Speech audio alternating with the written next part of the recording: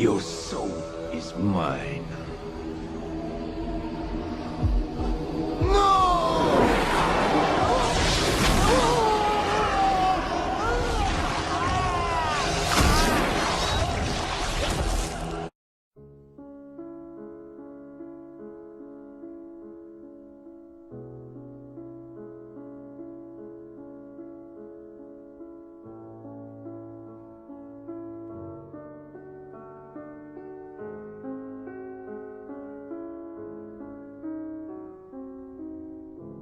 Welcome back to the Monday Morning Point Guard podcast. On today's episode, going to be discussing the Phoenix Suns after their just absolutely historic meltdown.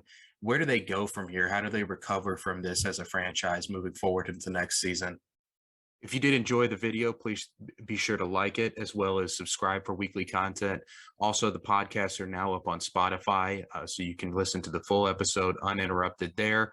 And if there's a spot you agree with, disagree with, either reach out to us on Twitter or in that comment section, and we'd love to discuss with you. If you're a Suns fan, I know you are just sick over the way that this season ended, like physically ill over that loss. And for me, I feel like this is the worst Game 7 loss that I've witnessed in my lifetime. And just from the raw numbers, it stacks up with some of the worst Game 7 losses in NBA history. It was actually tied for the fourth worst in terms of margin of defeat for Game 7s in league history. But the margin of defeat really just doesn't tell the whole story here with just how historic this collapse was. None of the series that were ranked above them in terms of margin of defeat involved a 1 seed just completely folding. In fact, all of the series that had a worse margin of defeat were the home team defeating the away team beyond just the amount that the Suns lost by. During the regular season, this Suns group was borderline historically great. They just completely cruised through the regular season, despite a whole myriad of COVID and injuries that they had to contend with. And entering the playoffs, they were absolutely the favorite to win the title. They were my pick to win the title. They were many experts' pick to win the title. And when you combine that with the fact that they were in the finals last year, it's not as if this team had no expectations entering the playoffs or didn't have a good amount of playoff experience. Teams with that level of expectations to collapse in this way in the playoffs, this is a very short list. So I'll attempt to make the Suns fans feel better by just naming a couple of potentially worse playoff collapses because, you know, that old saying, misery loves company. So right off the bat, we have the 94 Sonics who won 63 regular season games, and they lost in the first round to the 8th-seeded Nuggets. So that was pretty bad. But that loss was kind of softened for Sonics fans because they made the finals a couple of years later.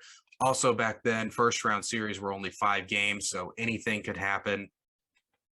And then more recently, and perhaps to a bigger degree in terms of playoff meltdown, we have the 2007 Mavericks. This is the biggest playoff collapse for me, even more so than what the Suns just experienced. The Mavericks were a 67-win regular season team and had the MVP and Dirk Nowitzki on the team. And like the Suns, they were coming off of a loss in the finals in which they had home court advantage and were reverse swept after a 2-0 lead, just like the Suns. To go from that to becoming the first number 1 seed all time to lose to the 8th seed in a 7-game series, yeah, that's pretty rough. And just to add a little bit more context to kind of the fallout of that Mavs thing, after that, the media had just completely written off Dirk as a potentially all-time great player. And then we had to do the whole, he isn't a winning player, he's not tough enough, he's not clutch, all that typical first take junk that you hear. And obviously all of that turned around when the 2011-led Dirk Mavericks won probably the most difficult title in NBA history, having to go through the defending champion Lakers, that KD, Harden, Russ-led Thunder team, who were just 1 year away from their trip to the finals. And then you had the first year of that Big Three Heat thing. So see, Suns fans, your happy ending might just be a few years away. But before we start planning the parade here, there are a couple major differences between that Mavs group and this current Suns group. That Mavs team was not built around a 37-year-old point guard. And B, and more importantly, the Mavs had a committed, passionate owner who was going to be willing to spend / do whatever it took to win a title. And Suns fans, I'm sure you know even better than me that Robert Sarver is not that guy and never will be. And for the Sarver side of things, he's been in this position before and wasn't willing to spend the money to help the team get over the top. Earlier this season, in fact, in one of the first podcasts I ever did, I compared the similarities between the Joe Johnson situation during the 7 seconds or less Suns era and this DeAndre Ayton situation in terms of the contract. I also said very early on how the Suns playing hardball with Ayton this offseason might put a dark cloud over this team's future, and that could eventually come back to bite them. And while I don't think that you can pin all or even most of the blame for Ayton's poor playoff run on the contract negotiation breakdown this offseason, I think you would be kidding yourself if you didn't think that that was at least somewhat a factor in the way that he played. As for the Joe Johnson comparison, I want to briefly touch on that again, just because I think it's really important. So, for those too young or who don't remember Joe Johnson, he was a super skilled 6'7" shooting guard who was a borderline all-star most years, one of those types of players. Think about someone like Chris Middleton in terms of both play style and like stature in the league. Joe Johnson at his prime was at a similar level to where Chris Middleton is. But during his time with the Suns, Johnson was still in his early 20s. So not in his prime by any means, but it was clear even at that stage that that dude was going to be a multiple-time All-Star. So that seems like the type of guy you'd want to keep on your team, especially given you're going to be trying to compete for NBA championships over the coming years. So stop me if this starts to sound familiar. The Suns had a chance to extend Johnson's contract in the offseason prior to his deal expiring, but ended up squabbling over a 6-year, $45 million deal versus a 6-year, $50 million deal. So Johnson ends up playing out the season, and then after the season, the Suns come back and are like, yeah, we'll give you that 6-year, $50 million deal. But by that time, Joe Johnson had already played himself into a much better contract, and that relationship had become so soured that the Suns were forced to send him to the Atlanta Hawks in a sign-and-trade. So fast forward to this past offseason, and the Suns and DeAndre Ayton are squabbling over a 3-year max versus a 4-year. And I just don't get this. Like, why would you not give Johnson the extra $5 million over 6 years, or Ayton the extra year, just to keep the peace, just to keep your title window open? In the Ayton case versus the Johnson one, sure, that extra year, it's a lot of cash, but it's not as if you aren't going to be spending that money on someone else. And if that contract ends up just completely blowing up in your face, like Ayton gets hurt, Ayton regresses, he doesn't develop, whatever happens, he pulls a Kyrie Irving and just goes rogue. What's one more year? What's one more year to wait for that thing to just expire? It's, if that Ayton contract blew up in the Suns' face, it's not like they would be competing for anything anyways. So what's one more year? Or hell, it's not like it's going to be one of these super maxes. So that one extra year on the contract wouldn't be the difference between you being able to move it via trade or not move it. And that's not even getting into the selling first round picks for cash during that Nash era, picks that could have been guys like Luol Deng, Rajon Rondo, Andre Iguodala. So I just don't understand it. I guess rich people stay rich for a reason, but why would you own an NBA team if you aren't wanting to put money into it to make it competitive? I don't understand. So entering this offseason, the Suns are already over the cap for next season before any DeAndre Ayton contract negotiations. So do I think that Sarver is going to be willing or going to give the okay to max DeAndre Ayton and go deep into the luxury tax? No, I think there's basically no chance of that. So that makes my recommendations for this team moving into the offseason slightly more complicated, since I also have to find a sign and trade destination for DeAndre Ayton. I don't think there's going to be any shortage of teams interested in acquiring DeAndre Ayton. He's only going to be 24 next season, so it's likely that his best basketball is still in front of him. A mobile 7-footer who does all of the little things. Who wouldn't want that, especially one with as much room to grow as Ayton? So a few teams come to mind just right off the top of my head who might be interested. The Pistons are near the top of that list, having just fallen out of the top 3 in this year's draft, and thus unable to take one of these potentially franchise-changing big men, DeAndre Ayton wouldn't be a bad consolation prize. Ayton would give Cade Cunningham a fantastic pick and roll partner, and Ayton is still young enough to be on Cade's timeline of development. The Pistons have enough cap room to provide some salary relief to the Suns and have some players that the Suns might be interested in taking back. I think from the Pistons' perspective, if they send Jeremy Grant back in this deal, they could potentially get out of there with Ayton for nothing more than like a heavily protected first round pick.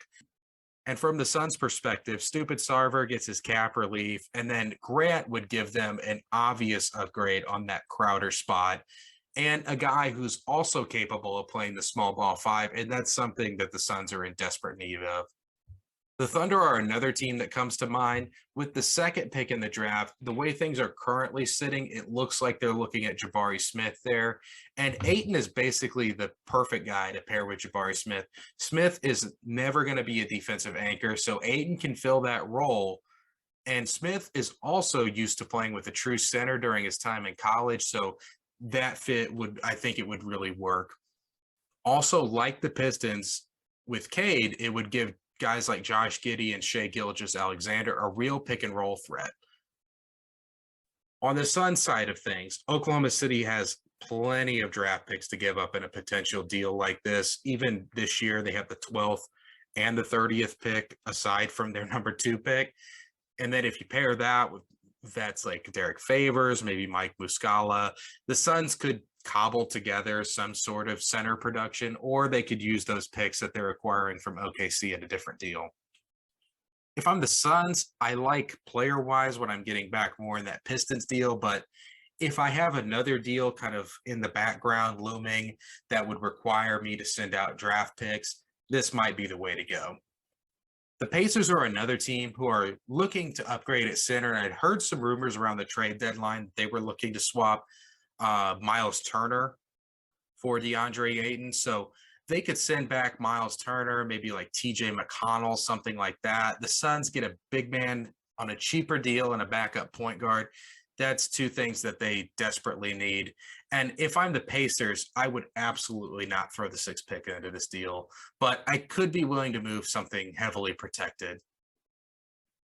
We also have the Spurs who could throw in like a Jakob Poeltl and a Doug McDermott, maybe a Josh Richardson and their pick if they're looking to kind of somewhat push the chips in and start competing with DeJounte Murray. Then there's also the Trailblazers who could do like Josh Hart and their pick for Ayton, something like that. Maybe the Suns might even be interested in an Eric Bledsoe reunion. I don't know.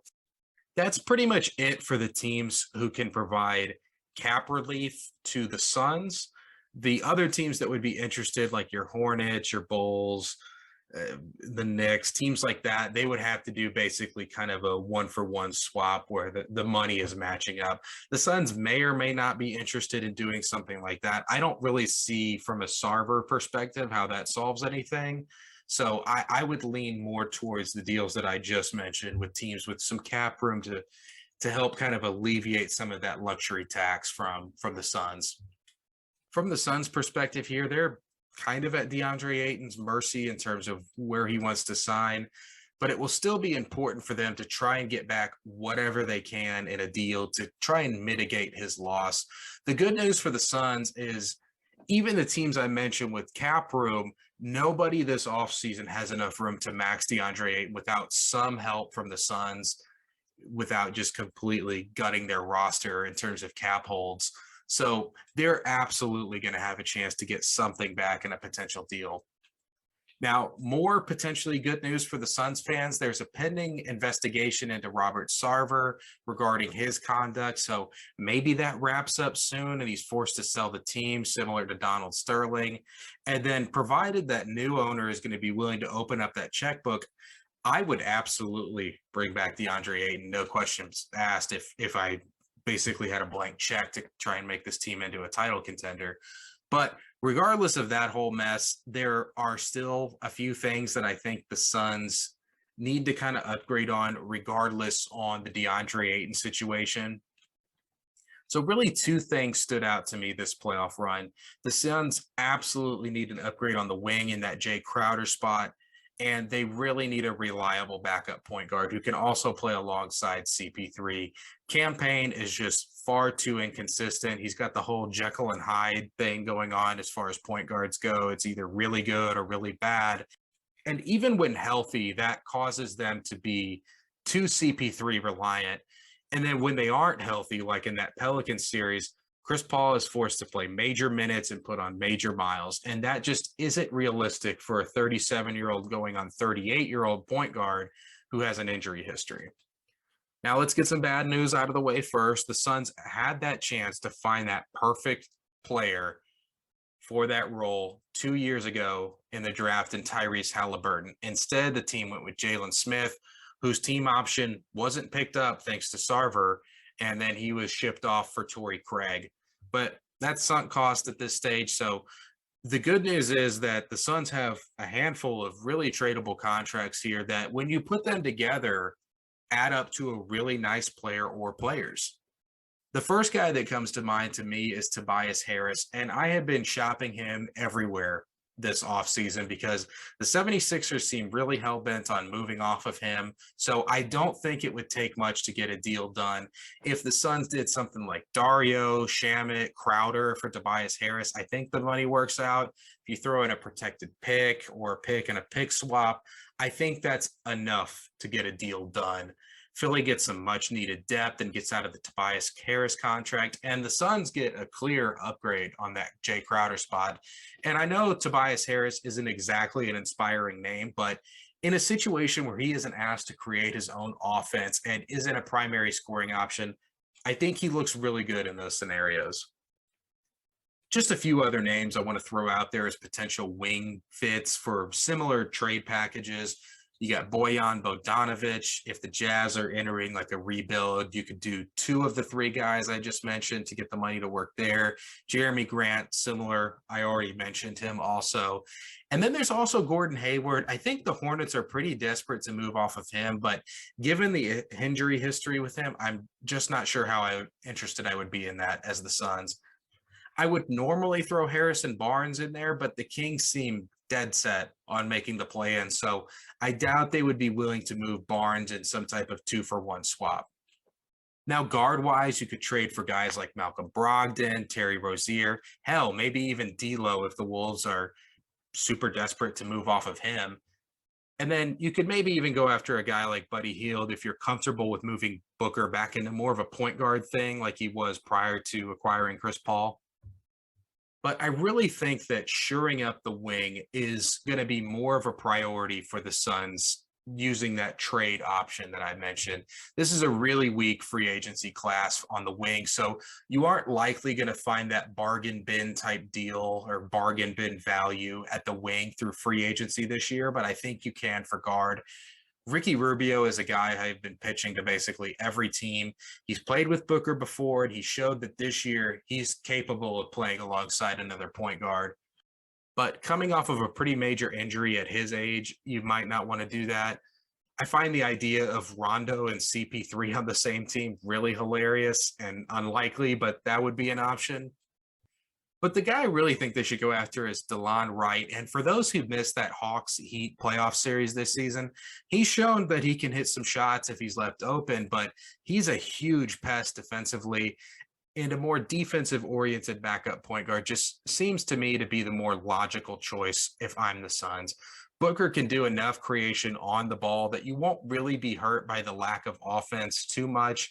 And when you go to CP3 and say Wright as your backcourt, Wright can take that Damian Lillard, Steph Curry type matchup to save CP3's legs. Other than that, I don't really have a ton to say other than just filling out the roster. Same for any team that wants to be competitive. There's just not a lot to say for a team that won 60 plus games in the regular season. They did that for a reason. CP3 just ran out of gas this postseason. He had to carry the team when Booker was out.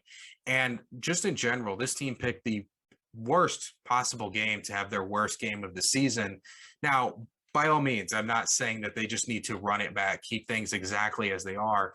After a defeat like that, it's clear some pretty significant reshuffling is needed.